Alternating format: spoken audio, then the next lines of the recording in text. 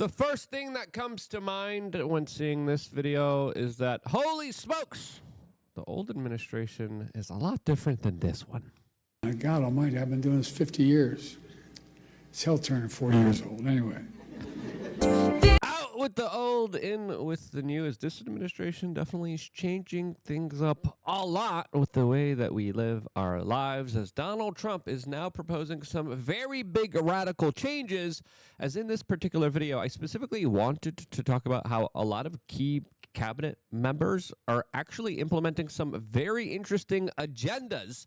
This, as my friend was also just at the White House press briefing with his own specific introduction. What's going on here? Food dyes are going to be banned. Pam Bondi is launching a task force that potentially might do something, as of course we still have the ongoing drama with Pete Hegseth. What's really going on here as J.D. Vance is in India? What is he doing there? Well, that's exactly what we are going to be discussing in this particular video, giving you a full update on the inner workings of this new Trump administration that is very active, that is very busy, as a lot of people make posts like this saying we're healing, highlighting the previous administration's adoration of people's ability to eugenicize themselves, as now we're actually celebrating Easter. Now, Google, of course, still hasn't recognized it as much as they do recognize a lot of the woke, liberal, leftist, divisive, self-destructive policies that have been instituted on the United States, to the point where we are dealing with a significant crash of our population, as Donald Trump now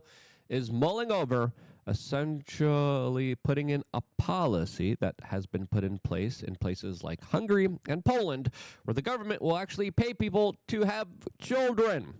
A policy that some would argue is more important than ever, since we're facing not just an economic crash, but we're facing a clash of a potential destruction of all of civilization with not enough people having children, as this policy now has a lot of people kind of curious about how this will work. Will this incentivize more welfare? Will this incentivize people to have children? As it's also fair to say we're kind of etching closer towards a real-life idiocracy where poor people are having a lot of babies. Rich people are like, we can't afford them.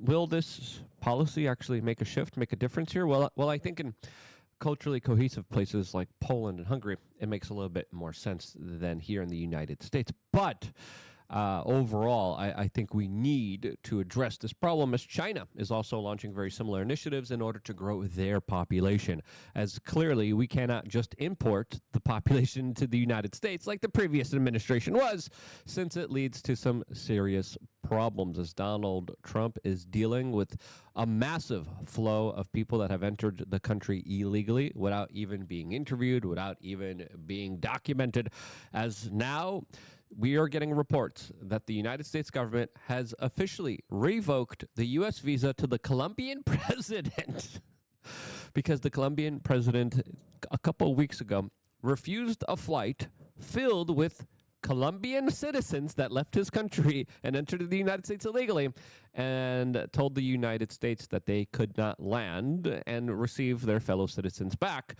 who illegally crossed into the United States. Now, Donald Trump's, you know what, Mr. Presidente, no entrada aquí. As again, say what you may about Donald Trump, it's not boring.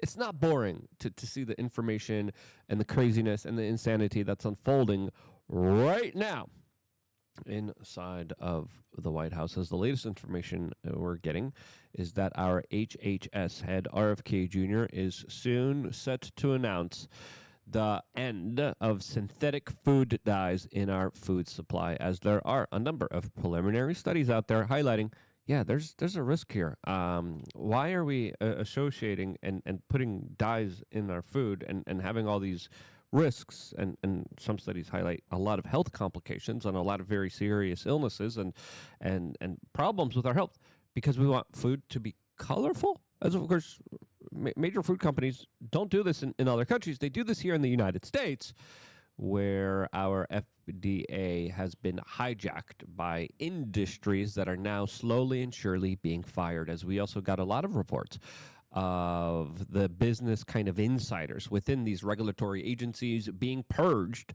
under RFK Jr.'s leadership. And now I think what's happening specifically with the White House press briefings is pretty freaking cool, pretty awesome, as they are allowing new independent media that has almost, if not more, viewership than the corporate media, that has more influence than the corporate media, into these press briefings. This was a natural kind of transition, but our boy Timmy was in there, actually getting introduced by the White House press secretary, which is pretty big.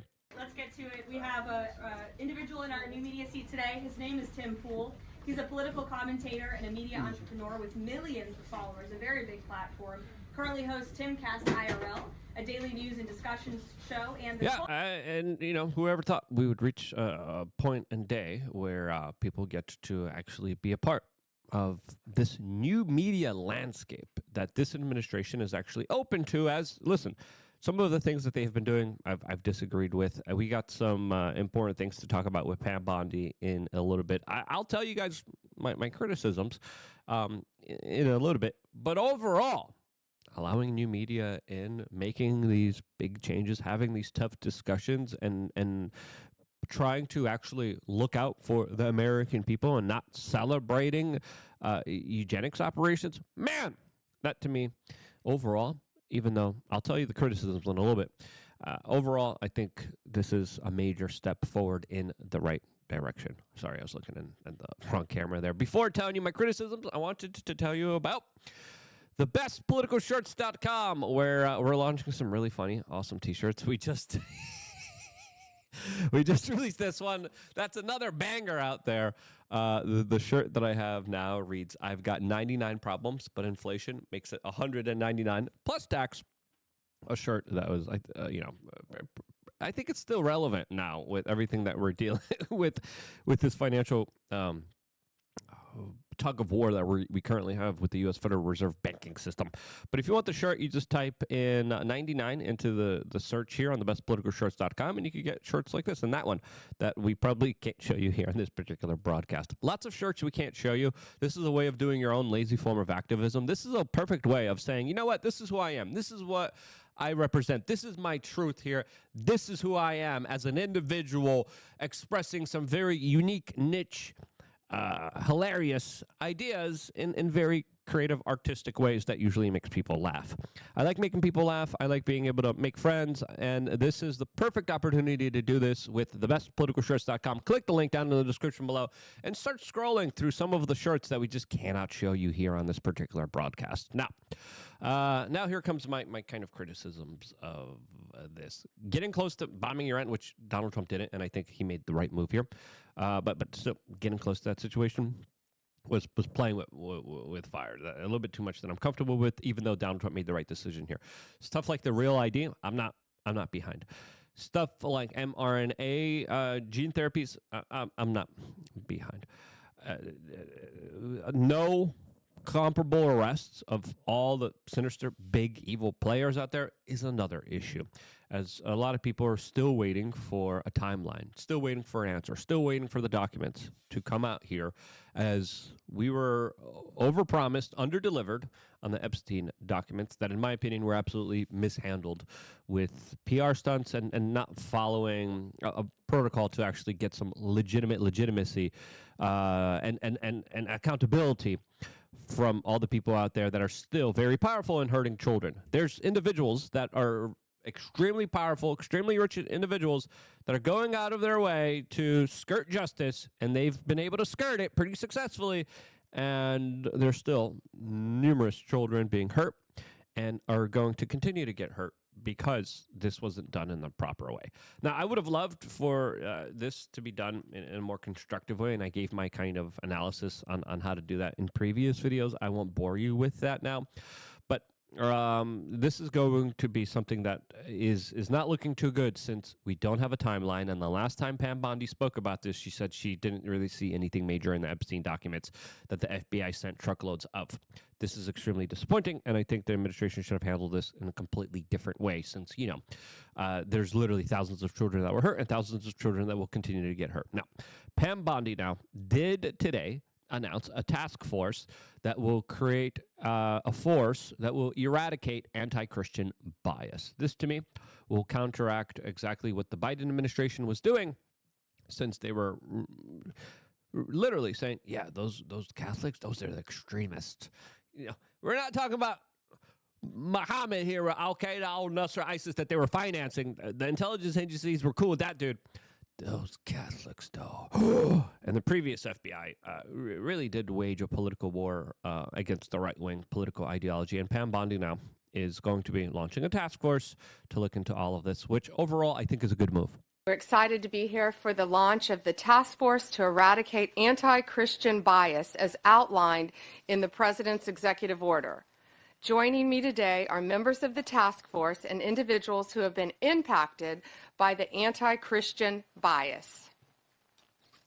Together, this task force will identify any unlawful anti-Christian policies, practices, or conduct across the government, seek input from the faith-based organizations and state governments to end anti-Christian bias, find and fix deficiencies in existing and regulatory practices that might contribute to the anti-Christian bias.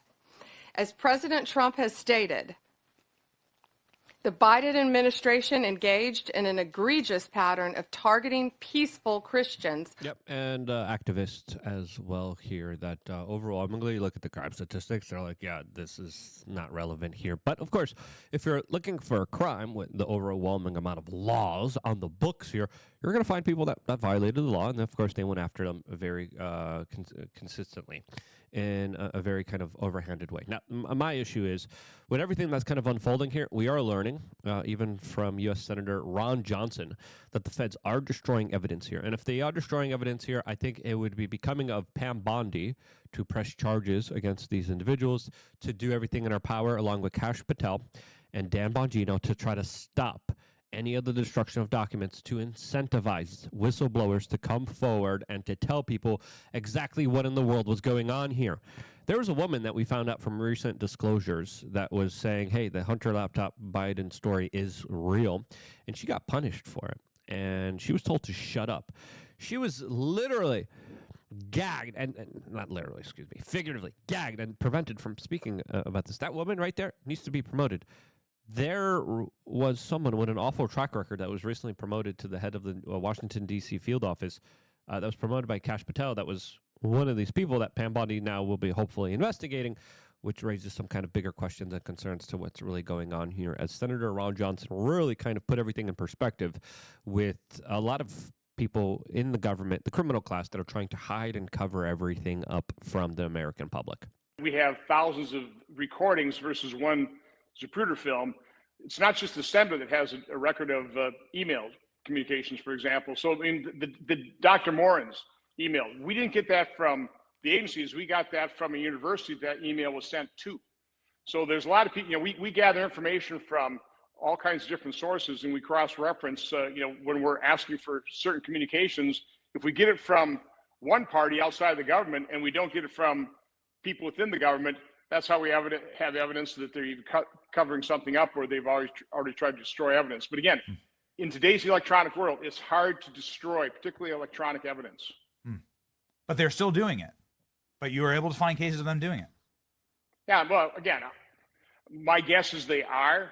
And again, the fact that there's nothing responsive to our subpoena with Tom Shimabukuro indicates that, yes, he absolutely destroyed evidence, that we had sent letters of, preservation of record letters to repeatedly to the agencies not to destroy this evidence. Yeah, and they have, and they're destroying a lot of documents surrounding what happened to one of the most kind of important historical events here in the United States that I think we still deserve the full truth on.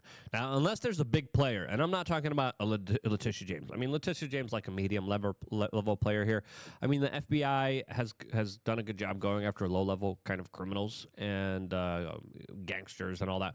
But the biggest gangsters in Washington, D.C., if they're not taken into account, if they're not at least told, hey, you're going to be punished when you start deleting and destroying all of this documents and evidence there.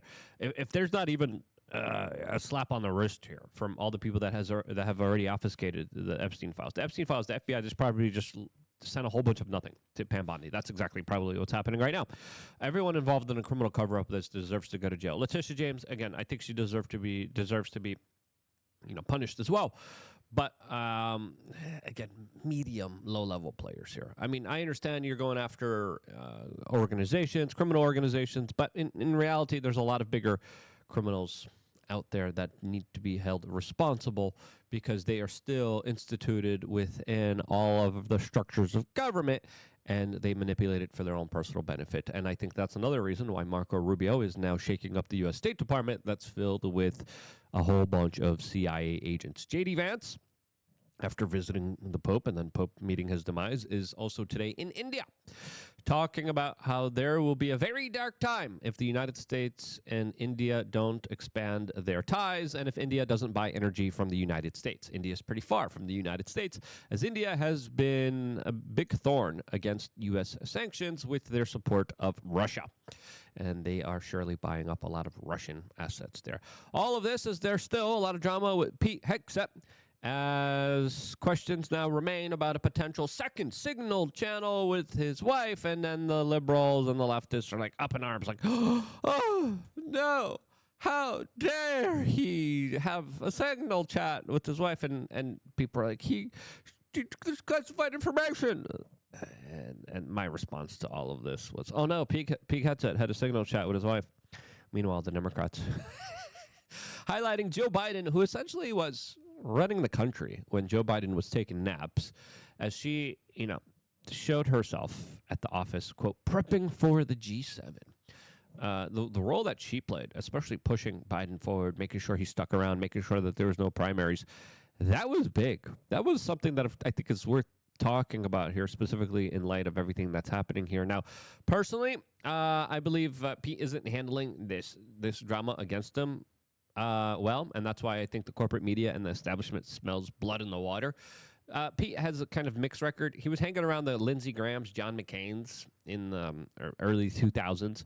His record on policy so far, allegedly, he's one of the people that didn't want the war in Iran, which is a great policy. But then he's also kind of cheerleading and calling for $1 trillion budget at the Pentagon when the Pentagon still wasn't officially kind of